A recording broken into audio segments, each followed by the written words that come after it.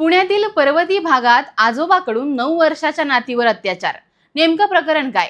नमस्कार, मी Priyanka. Let's up मराठीमध्ये आपलं स्वागत. पुणे जिल्ह्यातील नसरापूरची घटना ताजी असतानाच पुण्याच्या मध्यवर्ती भागात असलेल्या पर्वती परिसरामध्ये माणुसकीला काळीमा फासणारी अजून एक घटना उघडकीस आली आहे. अवघ्या 9 वर्षाच्या चिमुरड्या नातीवर तिच्याच सख्ख्या आजोबांनी अत्याचार करण्याचा प्रयत्न केल्याची धक्कादायक घटना मंगळवारी रात्री घडली आहे.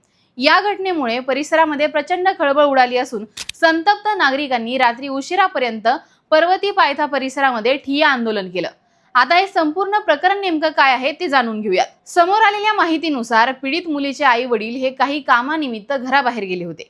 त्यामुळे घरामध्ये 9 वर्षाची मुलगी आणि तिचे आजोबा दोघेच होते. यावेळी या नराधम आजोबाने चिमुकलीचे कपडे काढून तिच्या लैंगिक शोषणाचा प्रयत्न केला. घरातून मुलीच्या ओरडण्याचा आवाज येत असल्याने शेजारी राहणाऱ्या एका महिलेला संशय आला. त्या महिलेने प्रसंगावधान राखत घराच्या फटीतून डोकावून पाहिलं असता आजोबांचा हा घृणास्पद प्रकार सुरू असल्याचं समोर आलं. महिलेने तातडीने आरडाओरडा करून शेजाऱ्यांना जमा केलं. नागरिकांनी घराचे दार उघडण्याचा प्रयत्न केला, मात्र आरोपीने दार उघडण्यास नकार दिला. कारवाईच्या भीतीने आरोपीने चिमुरडीला घरातील पोटमाळ्यावर लपवून ठेवलं आणि त्यानंतर दार उघडलं. पर्वती परिसरात असणाऱ्या दत्तवाडीमध्ये ही घटना घडली आहे. अत्याचार करणाऱ्या आरोपीचं नाव अंबादास यल्लप्पा जाधव असल्याची माहिती समोर आली आहे. या घटनेमध्ये नराधम आरोपीने पोटच्या मुलीच्या मुलीवर अत्याचार करण्याचा प्रयत्न केल्याची बाब देखील समोर आली आहे.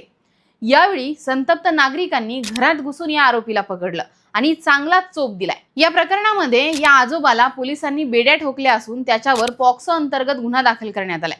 या घटनेची माहिती मिळताच पुणे पोलिसांनी घटनास्थळी तातडीने धाव घेत ही सगळी परिस्थिती नियंत्रणात आणली. या गंभीर घटनेबाबत सहपोलीस आयुक्त रंजन कुमार शर्मा यांनी माहिती दिली आहे. त्यांनी सांगितलं की पर्वती परिसरामध्ये आजोबांनी नातीवर अतिप्रसंग करण्याचा प्रयत्न केल्याची घटना ही निंदनीय आहे. पीडित मुलगी आता सुखरूप असून तिला वैद्यकीय तपासणीसाठी ससून रुग्णालयामध्ये दाखल करण्यात आलंय. पोलिसांनी या आरोपीला तात्काळ ताब्यात घेतलं आहे. या प्रकरणाचं गांभीर्य ओळखून आरोपीला कठोर शिक्षा मिळवून देण्यासाठी हा खटला फास्ट ट्रॅक कोर्टामध्ये चालवण्याचा आमचा प्रयत्न असेल, असं शर्मा म्हणाले आहेत. आता पुण्यासारख्या शहरामध्ये जर अशा घटना घडत असतील तर आपल्या मुली आज स्वतःच्या घरातही सुरक्षित नाही याची चिंता ही प्रत्येक मुलीच्या आईवडिलांना पडली आहे.